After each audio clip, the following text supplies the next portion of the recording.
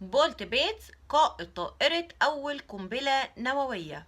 قائد الطائرة إينولا جاي اللي أسقطت أول قنبلة نووية على هيروشيما ما كانش ليه ولا جنازة ولا قبر. أمال إيه اللي حصل له؟